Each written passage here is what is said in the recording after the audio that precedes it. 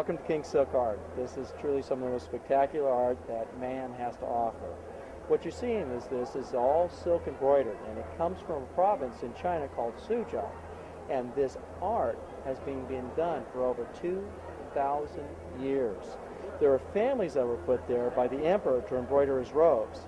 What they do is they'll take all the silkworms, they put them in these baskets and feed them on mulberry leaves. Once the silkworms have matured, they spin into a cocoon. And here's an example of a cocoon stage. The cocoon itself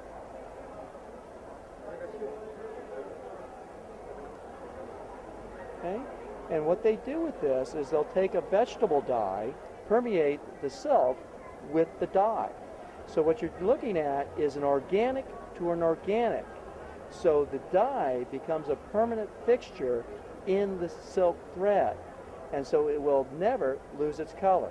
They can get about 2,000 feet out of one cocoon of that very, very fine fiber. This is thinner than a human hair. They'll then take this and literally just start stitching it. As part of it, the first thing they'll do is they'll split the thread down to a specific count of the thread itself. The thread starts with a total of 16 strands. Depending upon the quality of the piece, they will determine how many strands they use to actually do the work.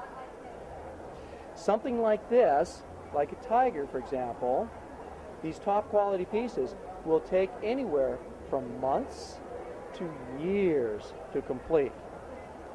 So if we look, for example, at the back of one piece, and here you can actually see that how lovely it actually is.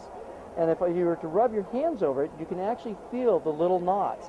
This is actually one of the key elements to tell you that this has actually been stitched by hand. So in fact, if you turn it over, and there's the front. Absolutely wonderful.